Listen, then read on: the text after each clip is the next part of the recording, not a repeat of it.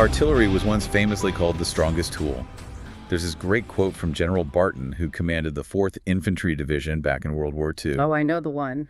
He kept saying it was more a matter of the infantry supporting the artillery than the other way around. Right. And while that might, sound like an exaggeration, it really gets to the heart of the power of coordinated long-range fire. It's such an iconic perspective, and it's absolutely essential for understanding modern warfare. That basic truth that fires can either enable your maneuver or completely destroy the enemies, it still holds true today. But the scale has just exploded. It's expanded exponentially. We're not just talking about cannons anymore. Now it's multi-domain convergence. We're leveraging everything from precision artillery and rockets to advanced cyber and information effects. And in large-scale combat operations, the Army Division is the organization specifically built to harness all of that destructive and disruptive power.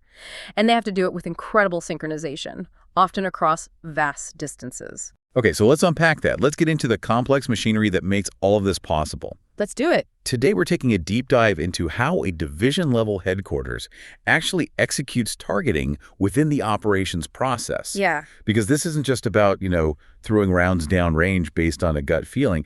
This is deep strategy, it's continuous analysis, and minute-by-minute staff coordination. Across multiple warfighting functions, exactly. And for this deep dive, our source material is grounded right in the foundational concepts of the United States Army. We've pulled key insights from a few critical publications. Okay, what are we looking at? We're drawing from Army Field Manual 360, which is the core doctrine on Army targeting. Then there's Field Manual 309 on fire support and field artillery operations, Field Manual 304 on Army aviation operations, and Field Manual 394, which covers Army's corps and division operations. So the core doctrine. The core doctrine. And this is crucial. We're not just looking at the theory. We're also integrating the real-world friction and challenges that were identified in the Center for Army Lessons Learned Fiscal Year 2023 Key Observations. So it's that blend of what the book says versus what happens in the field. That's what we're focusing on, that blend of doctrine and real-world execution. Our mission here for you, the listener, is really to provide a shortcut to understanding this huge machine, the structured process, the specific roles of the key staff members. All the pieces that enable that division-level convergence of both lethal and non-lethal effects. We want you to walk away with a clear picture of the how and the why behind these critical decisions. And we have to frame this correctly right from the start. Targeting at the core and division level is it's primarily tactical. It's focused on achieving immediate objectives that support the larger campaign. But that's not the whole story. Not at all. Because these large formations are often the senior Army headquarters, they also have to be ready to execute joint targeting functions. If they're serving as a joint task force or a joint force land component commander. And that dual role must just dramatically increase the complexity. It does, because suddenly they have to integrate all these complex requirements, like the Joint Force Air Component Commander's processes and cycles, into their own planning. That sounds like a coordination nightmare, honestly. Yeah.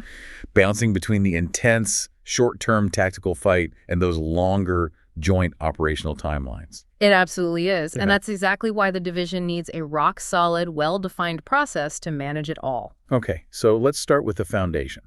The philosophy behind how a division decides what to strike in the first place. Right. Field Manual 360 lays out 3 core principles of targeting. And I find these fascinating because they immediately define targeting as a mental process, not just a physical one. They establish the intellectual rigor that's required. The first principle is that targeting must be focused. Okay. It has to always align with and contribute directly to the commander's specific objectives and the overall scheme of maneuver.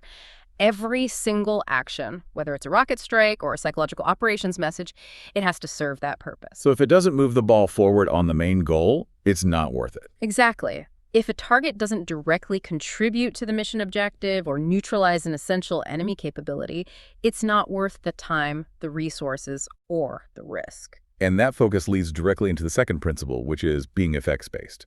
It's not just about hitting something, it's about what happens after you hit it. What change did you actually cause? That's it, precisely. Targeting seeks to create specific, desired outcomes, and ideally using the minimum force necessary. This is where the creativity really comes in. How so?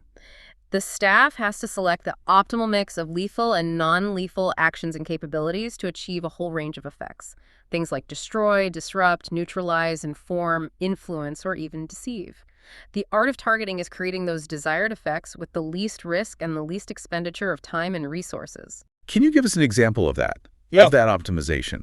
How does a division decide to, say, neutralize a target with something non-kinetic versus just destroying it? Sure. Think about a critical enemy logistics hub. We could, spend dozens of precision artillery rounds trying to destroy every building and vehicle. That's a high-cost, high-signature, high-risk kinetic attack. Right. Or we could achieve the same operational effect by using an electromagnetic attack to jam the facility's inventory management and communication systems. Ah, so you shut it down without blowing it up. You effectively neutralize its ability to process supplies for a critical 24-hour window. The second option might achieve the same goal, disrupting the enemy's logistical flow with much less cost and risk. And that really demonstrates that a fixed-based approach perfectly. And that's a great illustration of why that third principle is so vital. Interdisciplinary. You can't just decide to launch a jamming attack or a lethal strike without getting everyone on the same page. Absolutely not. Targeting is fundamentally a command function. It requires participation from all the staff elements. This isn't just the fire support officer making a call in a vacuum. Right. It includes intelligence, the G2, operations, the G3, cyber, legal, and often liaison officers from multinational partners. They all come together in the targeting working group to make sure that the chosen effect is legal, synchronized, and, well, achievable. And that circle gets even bigger if they're acting as a joint force land component commander. It expands even further. Then you're integrating elements from the Air Force, the Navy, allied forces. That collaborative effort becomes the absolute linchpin of success. Okay, so we've moved from the philosophy to the action plan. Let's talk about the decide, detect, deliver, assess, or D3A methodology, this continuous loop that drives the whole process. The D3A is this flexible, simple, repeatable, four-function process that the Army staff uses for both planning and execution. It's a continuous cycle, but the most critical function, the foundation for everything else, is the decide function. That's where all the planning happens. That's where it all happens. It's estimated that something like 80% of the planning and synchronization effort takes place right there, in the decide function, determining the right targets, the right effects, the right time, and the right means to achieve what the commander wants. And the commander's guidance is the starting gun for all of this. What are the key products that come out of that guidance and turn it into an actual plan? There are three main products that are generated during the decide function that basically become gospel for the rest of the operation. You have the high payoff target list, the target selection standards, and the attack guidance matrix. Okay. And these three products essentially translate the commander's intent into executable criteria for the entire force. Let's start with the target selection standards. For our listener, why are these so much more than just a list of things we want to hit? What do they fundamentally do? They're the operational gatekeepers. The target selection standards are the specific, measurable, and observable criteria that you apply to incoming intelligence about enemy activity. They determine if that activity is a valid target, something you can and should engage immediately, or if it's just a suspected target that needs more confirmation. So they prevent you from wasting ammo. They exist to prevent the waste of valuable resources and to ensure we prioritize the targets that actually matter most to the mission's success. So if a recon asset spots something, how does the staff use the target selection standards to make that call to pull the trigger or not? What are they looking for? Well, the doctrine specifies three key criteria: accuracy, timeliness, and size. Let's imagine the high payoff target list identifies an enemy-heavy multiple rocket launcher unit as a critical threat. The target selection standard for that target might specify, for example, the acquisition has to be accurate to within 50 meters of the actual location. That's accuracy. The system must have been located within the last 15 minutes of it being active. That's timeliness. And the observation must confirm the presence of at least 4 launching vehicles. That's size. Wow, that is an incredible level of detail. So if the sensor, let's say an unmanned aircraft system camera, only spots 3 vehicles and its location confidence is only 150 meters, what happens then? It fails the target selection standard criteria. It stays a suspected target. It cannot be engaged immediately because the risk of friendly fire, collateral damage, or just wasting a precision munition on a ghost target is too high. So it triggers more investigation. It triggers the detect function to prioritize more intelligence collection on that suspected location, but it doesn't move to the deliver function. Not yet. Okay, so once a target meets those really stringent standards, it then moves into the attack guidance matrix. This sounds like the centerpiece of the whole process. It really is. The attack guidance matrix is the approved plan that dictates how and when specific high payoff targets are engaged and, crucially, what desired effects we are trying to create. So it connects all the dots. It links the target, the resource, the time, and the effect. It's the commander's contract for how the fight is going to be run against those pre-identified threats. Can we break down a hypothetical entry in that matrix just to show the level of detail we're talking about? Certainly. Let's stick with that enemy-heavy multiple rocket launcher unit in the deep area. The attack guidance matrix might specify target, rocket launcher battalion, desired effect, destroy, priority, critical means field artillery rocket system as the primary or a joint fire aircraft strike as the alternate. And the timing. Timing. Engage immediately upon meeting the target selection standards. And restrictions. Must coordinate airspace with the Joint Air Component Commander's air tasking order cycle. But the matrix has to account for non-lethal effects too, right? It's not all kinetic. Oh, absolutely. The matrix is what ensures that lethal and non-lethal effects are choreographed together. For an enemy divisional headquarters, the matrix might specify desired effect, neutralize. And means. Means cyber electromagnetic activities, that's the primary, to jam their communications and degrade data transfer for 4 hours. And that would be followed by information operations to disseminate false orders to their confused command network. So it's about the sequence. The matrix requires the staff to think through that synchronization. The cyber strike has to hit 30 minutes before the false message is released, for instance, to maximize that disruptive effect. This all sounds like intensely integrated staff work. It must require very specialized knowledge. It does. Let's look at who's actually involved in this process. Starting on the intelligence side, since they're feeding the initial information, who is managing that targeting database and making sure those target selection standards are being followed? That falls primarily to the intelligence targeting officer in charge. This is a specific role you'll find at the division level and above. Their job is to integrate intelligence support, continuously maintain and update the target database, which has all the enemy unit locations, capabilities, vulnerabilities, and most critically, they ensure that the criteria for timeliness and accuracy from the target selection standards are rigorously applied to every piece of intelligence that comes in. And they're working with a collection manager to get more eyes on those high-priority targets. Constantly, they're making sure intelligence collection is actively supporting the targeting effort, prioritizing acquisition of data on those high-payoff targets. Okay, so what about the overall orchestration, the execution, and the legal oversight? That must rest with the operations section. Yes, the Assistant Chief of Staff Operations, or the G3, is the central operational orchestrator. They ensure adherence to the rules of engagement during execution, working very closely with the staff judge advocate, especially in complex environments. And they push the plan down to the units. They disseminate the targeting objectives, the effects, and the specific targeting tasks to the subordinate commands. And they also have the responsibility of chairing the target coordination board when it's necessary to approve the final engagement plans that the staff working group develops. They're the ones who make sure that the lethal and non-lethal effects in the attack guidance matrix actually happen on time and in sequence. And since kinetic fires are still so central to all this, there must be a specialized intelligence role focused just on the enemy's long-range systems. That's where the Field Artillery Intelligence Officer comes in. They're often called the Fire's intelligence counterpart. They coordinate specifically with adjacent and higher headquarters on target nominations and priorities that affect the fire's domain. So they're focused on counter-battery fire. Their unique focus is refining the enemy order of battle, specifically identifying and tracking enemy artillery, rocket, and air defense systems. They're key in helping develop the named areas of interest and target areas of interest that prioritize destroying the enemy's ability to conduct fire support against us. So it's a division of labor.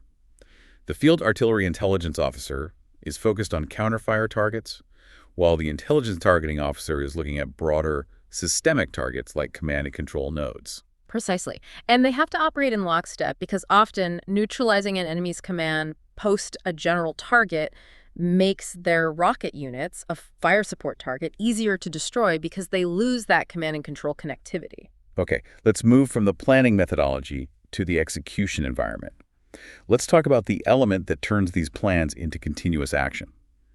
The battle rhythm and integration at the division level. Right. Because the Center for Army Lessons Learned observations show this is where a lot of friction happens. The battle rhythm is fundamentally important. Targeting isn't a single event. It's a continuous 24-hour cycle. Doctrine emphasizes two key recurring events: The target working group, which is the staff mechanism that develops the products and refines recommendations. And the target coordination board. And the target coordination board, which is where the commander or the deputy commanding general reviews, adjusts, and then formally approves the engagement plan. The challenge, as Field Manual 360 notes, is finding the right balance between the working group doing its work and the board making decisions, so you don't disrupt operations. And that coordination has to be nested within the higher headquarters cycles. For instance, if the division is depending on joint airstrikes, their target coordination board has to approve targets in time for them to be integrated into the higher headquarters joint air tasking cycle, which can run 72 hours in advance. Miss that window and you miss your shot. You miss the opportunity to strike a time-sensitive target with the best available assets. This issue of synchronization often breaks down because of problems with the operational framework, according to the Center for Army Lessons Learned. What is an incomplete operational framework and why does it cause so much trouble? The operational framework defines the geographic areas of responsibility, the rear area, the close area, and the deep area. It dictates who is responsible for what, where. The Center for Army Lessons Learned observed that units frequently develop an incomplete framework during planning, and, critically, they fail to adjust the boundaries during execution as the fight moves. And the consequence is just chaos. Chaos, especially in the rear area where you have fire support and sustainment overlapping.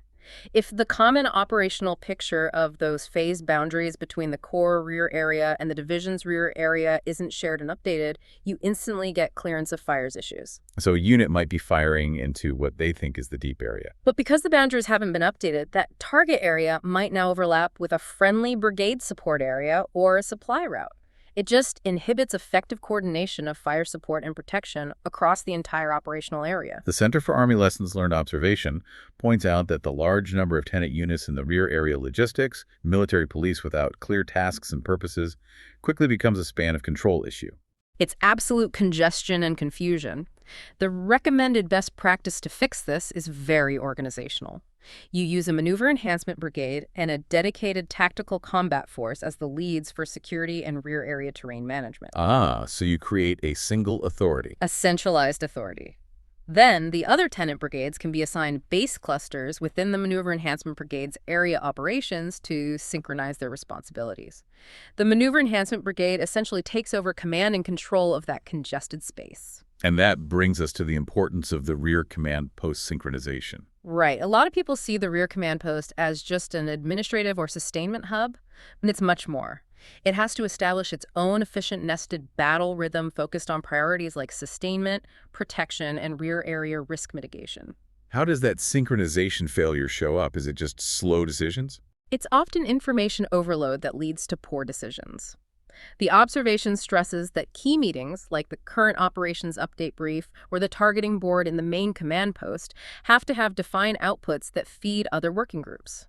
If the main targeting board changes a fire support coordination line, the rear command post has to immediately integrate that change into its protection plan. So you need time built in for the staff to do the work. You have to explicitly afford time between battle rhythm meetings for staff work.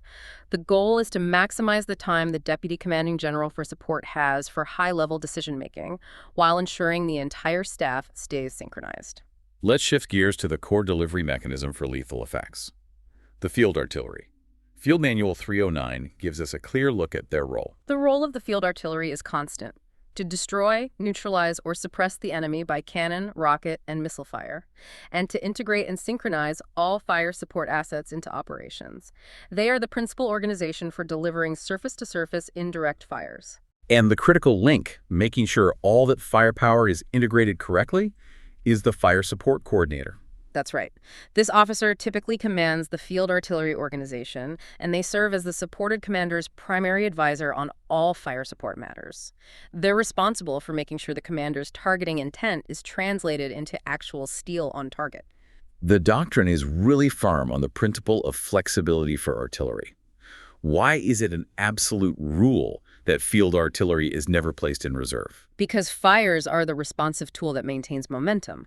If your artillery is in reserve, it's not positioned or networked to be immediately available when a time-sensitive target pops up, or when your main effort needs immediate suppression. So they have to be ready to go at all times. Fire support has to always be immediately available to influence the operation.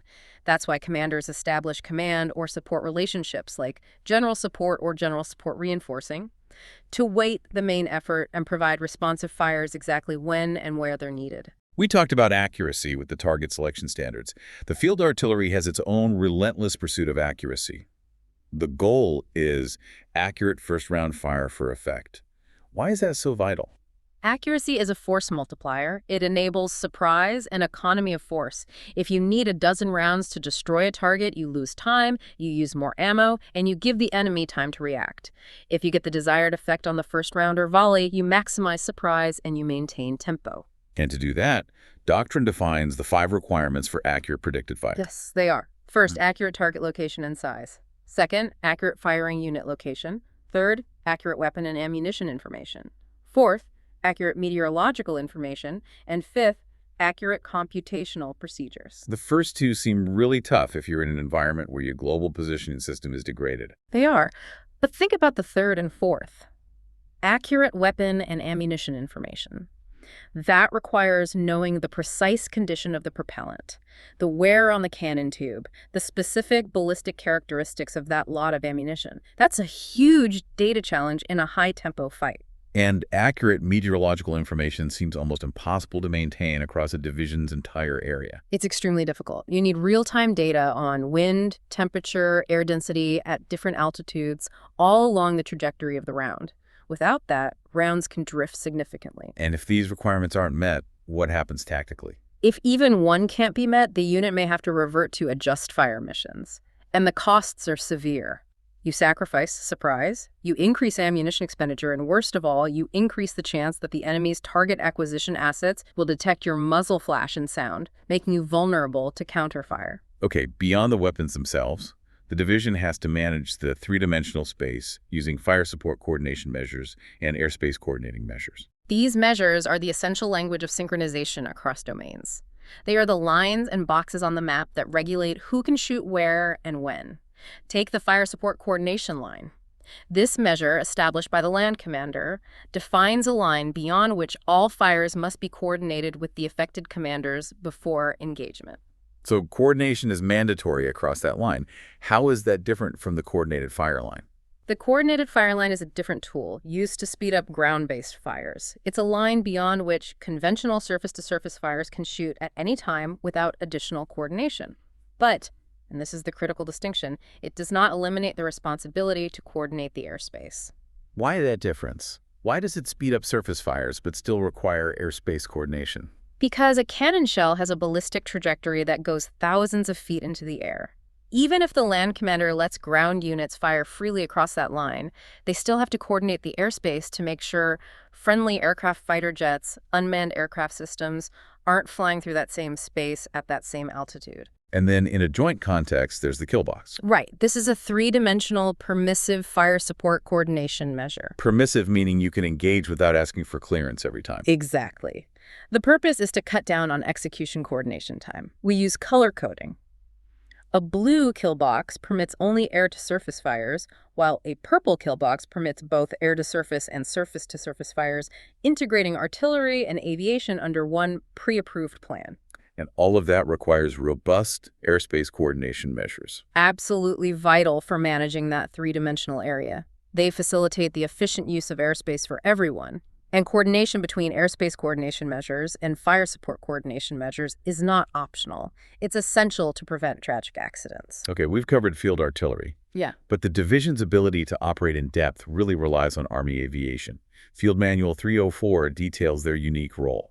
Army aviation is described as the principal maneuver force that divisions and corps use to extend their operational reach and provide depth. They are the true deep fight enablers. Their functions are often summarized as see and strike, further into the enemy's area, move across the battlefield for rapid insertion, and extend command and control across vast distances. When aviation conducts attacks, the doctrine distinguishes between close attack and deep attack. It does. Close attacks are conducted in close contact with friendly ground forces and require detailed integration to avoid friendly fire. Deep attacks, on the other hand, are conducted so far from friendly ground forces that detailed integration during the action isn't typically required. So deep attacks are more deliberate. Usually deliberate planning efforts that require simultaneous use of joint enablers like electronic warfare or suppression of enemy air defenses to mass effects against high payoff targets. And Army aviation also has a role called strike coordination and reconnaissance. What does that involve? A strike coordination and reconnaissance mission is critical for keeping the target list fresh deep in the enemy's area. Aviation conducts this mission to locate targets, perform reconnaissance, generate effects, and conduct battle damage assessment, all while matching weapons with targets from the high payoff target list. They're the eyes and initial targeting authority for the deep battle. Operating that far forward with that intensity, aviation sustainment and survivability must be planned to the minute. It's the defining logistical challenge of deep maneuver. The plan for forward arming and refueling points, or FARPs, has to be integrated extremely early in the mission planning. And the doctrine warns about the survivability of those points. Very clearly. Forward arming and refueling points can be easily detected by a peer threat, so commanders have to plan for multiple FARP locations with short-term duration at any one site to minimize their signature and remain operational. Finally, that operating environment for aviation is inherently contested, especially when it comes to counter-air threats and multi-domain dependency. Divisions are operating in a highly contested airspace. The threats include sophisticated integrated air defense systems, manned portable air defense systems, hostile aircraft, and cyber and electronic warfare. And their biggest dependency seems to be on the space domain. It's absolutely critical. Army aviation operations are critically enabled by space-based positioning, navigation, and timing, mainly the global positioning system. This means commanders have to plan for operations in a degraded or disrupted space environment. It's not a maybe, it's expected. Which means pilots need to know how to fly without it. Aircrews have to be highly competent navigating with traditional methods. Map reading, compass, terrain association. Commanders must embrace a mission command philosophy that prizes decentralized execution so they can maintain tempo even when those space assets are denied. Okay, we've laid out the formal process. Now let's go back to the Center for Army Lessons. Learn to talk about where this rigorous process often breaks down. Right, the gap between theory and reality. We see critical gaps where the formal process breaks down under stress. The first major observation is reconnaissance integration failure. The division's initial focus on developing the situation often just wanes as the pace of operations picks up. And what's the consequence of that loss of focus? It creates a vacuum of information. Divisions don't consistently provide adequate or sustained security guidance to their reconnaissance units. This puts the cavalry commander in an impossible position where they're essentially guessing how to best use their assets. If the cavalry commander is guessing, the division commander is blind. Exactly. And that lack of persistent, focused reconnaissance is a critical failure that directly inhibits effective deep targeting because you lose the detect function. Those high payoff targets are never acquired with the right accuracy or timeliness. The second major challenge is similar, but it's about the employment of effects. Synchronization and convergence failures. It sounds like different parts of the division are fighting their own separate battles. That's often what happens. This failure shows up as disparate attack aviation assets and desynchronized efforts. For example, poor synchronization during a river crossing can disrupt formations and reduce tempo because aviation shows up, but the fire support coordination measures haven't been updated to let them engage. So the solution is continuous, dynamic coordination. It's institutional. The Center for Army Lessons Learned emphasizes that decision-makers across all warfighting functions have to collaborate within the battle rhythm to ensure all those control measures remain synchronized, understood, and communicated as the situation changes. And let's talk about operating in a denied, degraded, or disrupted environment. If the enemy successfully takes down the digital network, how do you fire artillery? This is fundamental for survival. Doctrine says digital communications are primary, but units must have a robust primary, alternate, contingency, and emergency or PACE plan that's rehearsed frequently. So you go to voice commands. If digital fails, fire direction centers switch to technical fire direction using voice commands over radio. If voice is jammed, they have to rely on hard copy transmission, a courier, a liaison officer to transmit fire missions and plans. Which just slows everything down. It risks mission failure, which is why the training has to focus on speed and accuracy without the technology. For target acquisition, we literally leave the satellites behind. Meaning forward observers have to use analog skills. Correct. They have to be highly trained to locate targets using map and compass, terrain association, terrain sketches. They must be able to self-locate to within 10 meters normally, or 100 meters if navigation aids are unavailable. These are extremely perishable skills that require constant practice. And finally, the observation on sustainment challenges. You can have the perfect plan, but if you run out of fuel or rounds, the operation grinds to a halt. The Center for Army Lessons Learned noted that the increased operational tempo of large-scale combat operations dramatically increases the demand on aviation maintenance and critical supplies like ammunition and fuel. The imperative now is to anticipate operational requirements and initiate sustainment actions without waiting for orders. So proactive sustainment, not reactive. Absolutely. The scheme of sustainment has to be fully nested with the scheme of maneuver. Failure to anticipate logistics needs leads directly to a stall in tempo, rendering the best targeting plans totally useless because the means to deliver the effect are simply empty or broken. This has been an incredibly intensive look at division targeting. If we step back, what's the single most important takeaway that ties all this together? The doctrine, the staff roles, the lessons learned. It all comes back to the decide function in that decide, detect, deliver, assess cycle. Targeting success relies entirely on the quality of those planning products. The high payoff target list, the target selection standards, and the attack guidance matrix. They provide the focus. They provide the necessary focus and prioritization for intelligence collection, for force allocation, and ultimately for mission execution. Targeting is fundamentally a process of disciplined, synchronized staff work across multiple domains. It's not about how many rounds you have, it's the rigorous intellectual process that enables everything else to succeed. That makes perfect sense. The precision of the plan allows for the disciplined chaos you need in execution. As a final provocative thought for our listener to consider, what is the ultimate responsibility that defines success in division targeting against a peer threat? The success of division targeting ultimately relies on the commander's willingness to accept risk.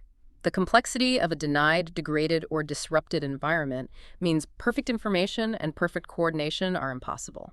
The commander has to determine the level of acceptable risk, not just to the force, but to the mission, and express this clearly in their guidance. This clear expression of acceptable risk is what allows subordinate elements to exercise the disciplined initiative they need to maintain tempo and seize the initiative, even when systems are failing. So it's a command function at its heart. It's the final, essential function of command. You can have the best plan in the world, but if the commander isn't willing to act on incomplete information, the initiative will be lost.